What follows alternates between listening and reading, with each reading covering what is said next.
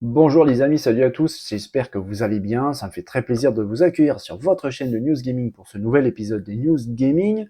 Alors oui, l'été arrive, les conférences arrivent et justement on a des choses très intéressantes à discuter ensemble au sujet de tout ça. L'été vraiment s'annonce super intéressant, chargé, copieux, mais vraiment intéressant et passionnant. Allez, on commence tout de suite cet épisode des News Gaming les amis, c'est parti.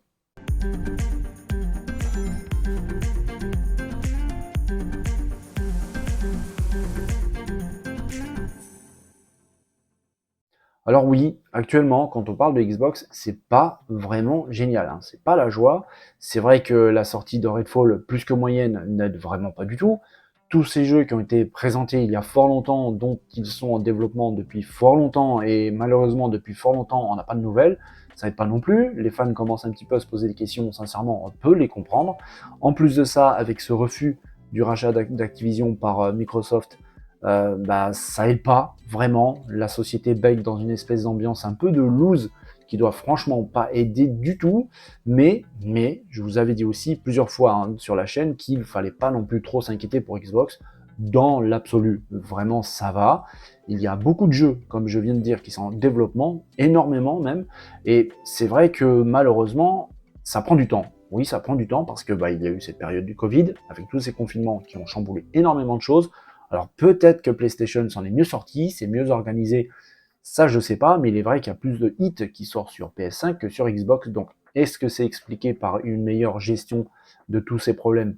Peut-être, mais il faut aussi prendre en compte qu'il y a eu des jeux qui ont été remis au travail, par exemple Halo Infinite, qui a demandé plus d'un an environ de développement parce que la présentation était plutôt catastrophique et Microsoft a été même obligé de déshabiller certaines équipes de développement qui travaillaient eux sur d'autres jeux pour pouvoir aller prêter main forte aux équipes d'Halo Infinite.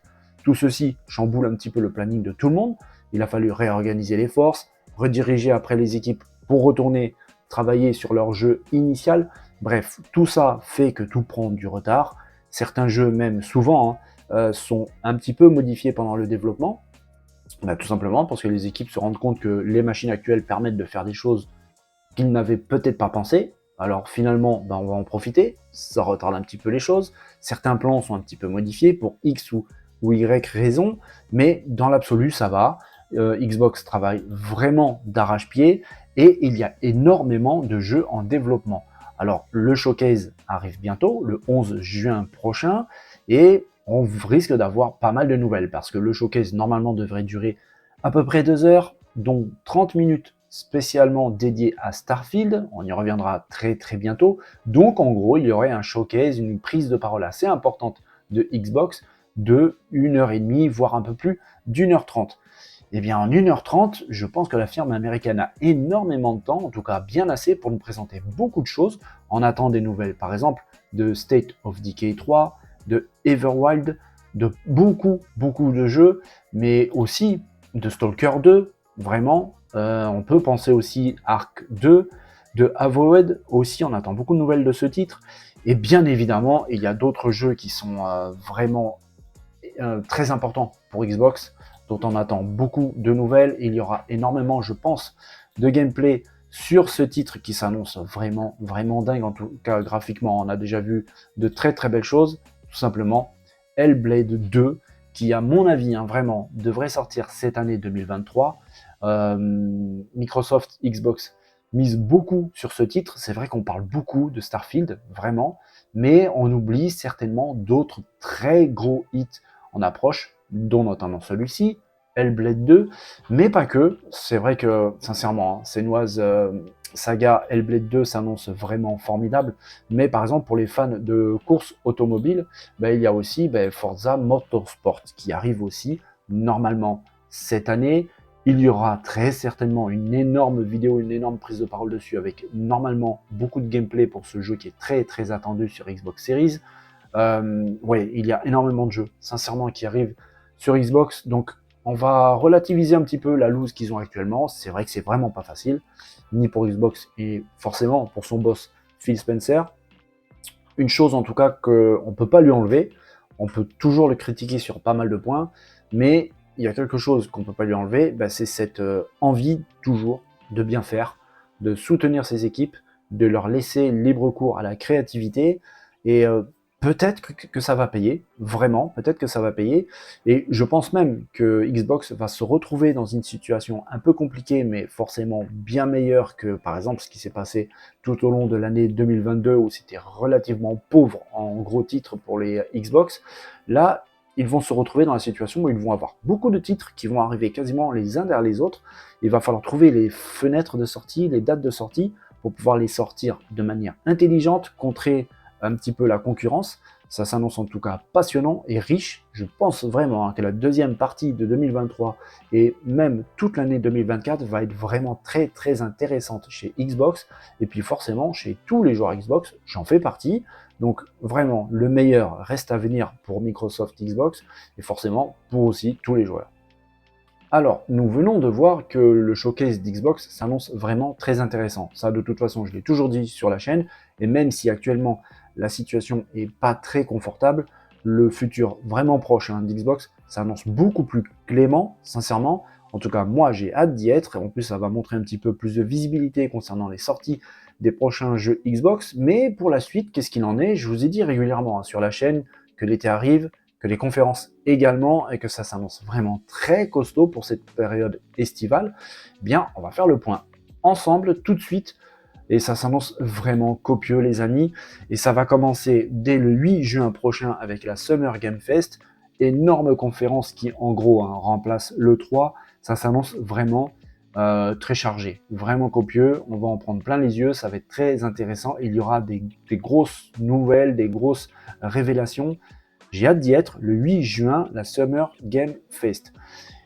Tout de suite après, on vient d'en parler dans la news précédente, le 11, il y aura bien sûr le showcase Xbox avec le Starfield Direct, dont on attend avec impatience cette grosse conférence d'Xbox, qui je pense va remettre un petit peu les pendules à l'heure, et c'est tant mieux. Dès le lendemain, le 12 juin, il y a une conférence très attendue aussi d'un éditeur français, Ubisoft, qui va nous présenter son Ubisoft Forward, et je pense qu'il y aura des choses vraiment très intéressantes. On attend vraiment des nouvelles d'Ubisoft parce que lui aussi est dans une position un petit peu, on va dire, compliquée. Je pense que cette conférence va permettre un petit peu de rassurer tout le monde, y compris dans les équipes d'Ubi. Peu de temps après, le 27 juin, il y a encore une très grande conférence, la GDC Showcase, avec encore beaucoup de choses présentées, certainement des choses déjà connues, avec, je pense, des nouvelles vidéos de gameplay. Bref, ça s'annonce vraiment très intéressant. Ensuite, on bascule sur le mois de juillet. Et du 20 au 23 juillet, il y a une conférence vraiment très intéressante pour les fans de pop culture. À San Diego, c'est la Comic Con. Ça aussi, ça s'annonce vraiment très intéressant. Dès le mois d'août, du 10 au 13 août, il y aura la grande conférence annuelle de Blizzard, la QuakeCon. Ça aussi, ça s'annonce vraiment intéressant. À cheval de ces dates, le 11 août, il y a une conférence de l'éditeur THQ Nordic. Je pense que ça vaut aussi un petit peu la peine de regarder. Très vite derrière, du 23 août au 27 août, il y a à Cologne, en Allemagne, la Gamescom. Ça aussi, c'est un salon de jeux vidéo très important. Nintendo a déjà déclaré y participer. Et tant qu'on parle de Nintendo, dès le mois suivant, au mois de septembre, on n'a pas encore de date exacte, je vous rappelle, j'en avais déjà parlé sur la chaîne, que Nintendo tient son Nintendo Live à Seattle aux États-Unis. Ça s'annonce vraiment très intéressant avec un événement live, donc avec du public, beaucoup de choses pendant cette conférence, avec peut-être des annonces vraiment très intéressantes. Au mois de septembre toujours, mais pas de date précise, il y a la PAX West. Ça, c'est fini pour toute la période estivale jusqu'au mois de septembre. Et pour se terminer ce mois de septembre, il y a du 24 au 27 le traditionnel énorme Tokyo Game Show qui s'annonce aussi épique. Et puis pour terminer l'année, le mois de décembre, le 8 pour être exact, il y aura les fameux Game Awards. Bref, les amis, ça s'annonce vraiment très très copieux pendant cette période estivale, d'ailleurs jusqu'au mois de septembre et pour finir l'année, le Game Award. On attend énormément de choses, mais je ne sais pas si vous avez fait attention, je ne vous ai pas parlé du State of Play de Sony PlayStation. Alors oui, je vous ai dit plusieurs fois que Sony prépare quelque chose d'assez important, vraiment très important. On attend beaucoup de nouvelles. Je vous avais dit que normalement, ce showcase ou State of Play, on ne sait pas encore la dénomination de cet événement de Sony, devrait arriver normalement ce mois de mai-ci. Très probablement vers la fin du mois de mai. Je vous l'ai dit d'ailleurs même très récemment sur la chaîne. Apparemment, je me suis pas trompé. Oui, je me suis pas trompé parce que, en fait, on commence à voir des grosses rumeurs comme quoi ce State of Play devrait être prévu normalement la semaine du 25 mai prochain. Donc juste avant de toutes ces conférences estivales, je vous avais dit que Sony avait très probablement envie de braquer un petit peu la lumière sur eux, d'éviter un petit peu de se faire submerger, d'être noyé au milieu de toutes ces conférences. Par exemple, on va dire au hasard l'Ubisoft Forward qui va être un petit peu noyé avec toutes les autres. Là, Sony arriverait normalement bien en avance de tout le monde, donc ils veulent marquer des esprits. Je vous avais dit que cette conférence PlayStation s'annonce vraiment colossale. Alors, on ne sait pas encore vraiment ce qui va être présenté. Il y a beaucoup de rumeurs. On sait qu'il y aura quelque chose de très sérieux autour de Spider-Man 2. On ne connaît pas encore vraiment de gros détails sur ce titre très attendu, sauf que dans l'histoire, il y aura Peter Parker, Miles Morales et Venom qui seront tous les trois présents dans l'histoire du jeu. On verra un petit peu pour le reste.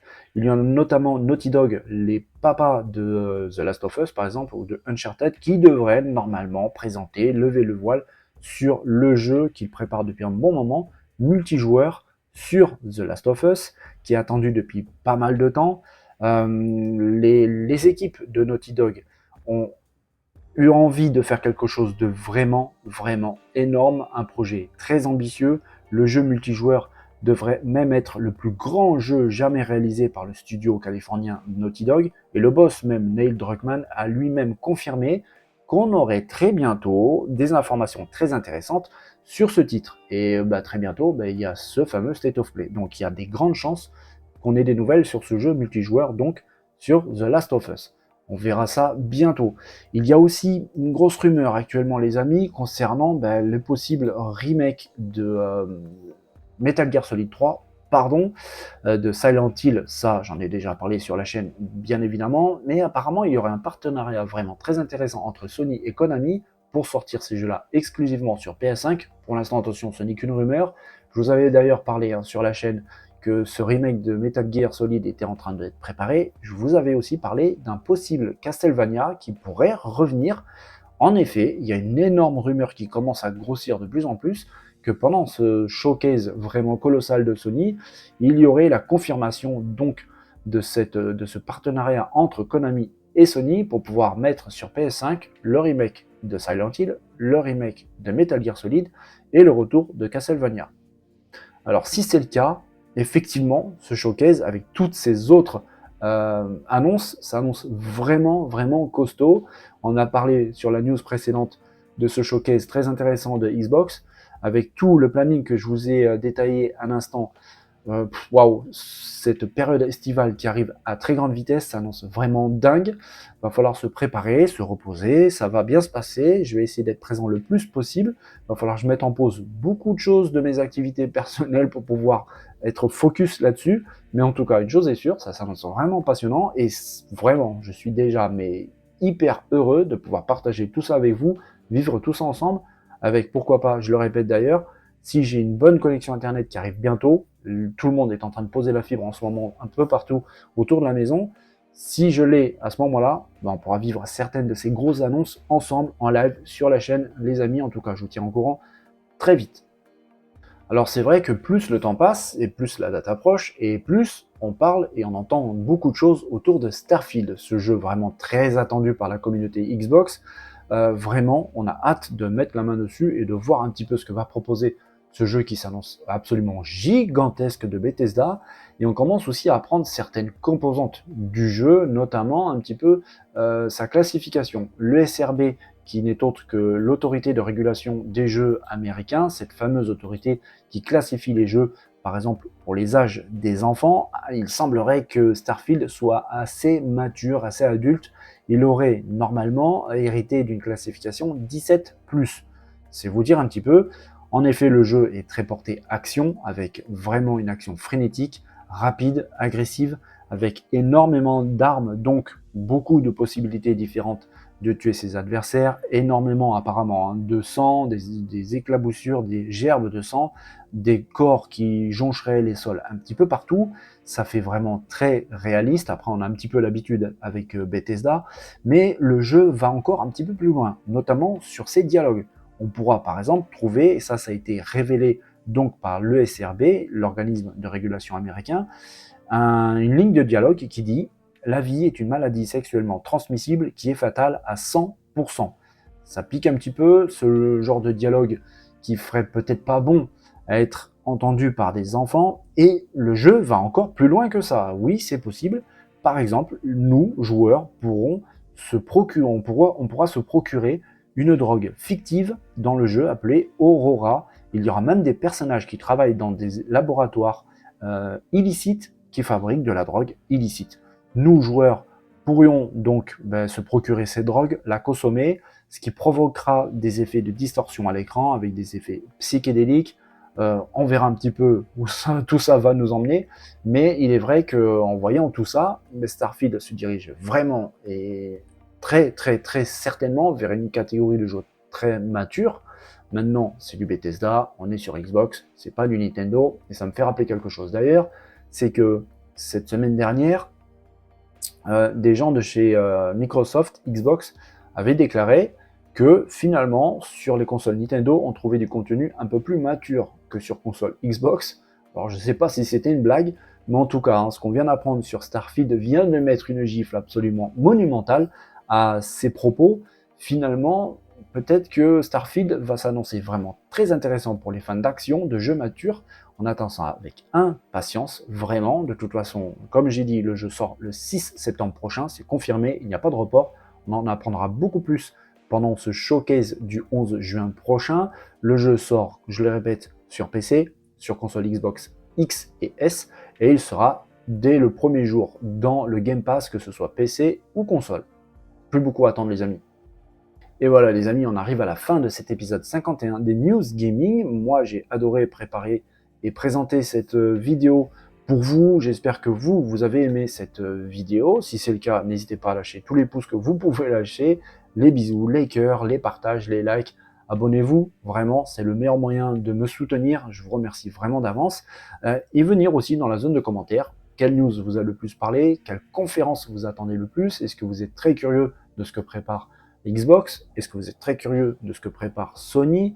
Puis aussi Nintendo, faut pas les oublier, hein, ils ont quelque chose de très sérieux aussi, on n'en a pas parlé dans cette news, mais ne vous inquiétez pas, ça arrive vraiment bientôt. En tout cas les amis, j'espère que cette vidéo vous a plu, portez-vous bien, passez une bonne journée, n'oubliez pas de vous amuser, c'est vraiment très important, je vous dis à très bientôt, dès demain, pour un nouvel épisode des News Gaming. Allez, bonne journée les amis, bye bye.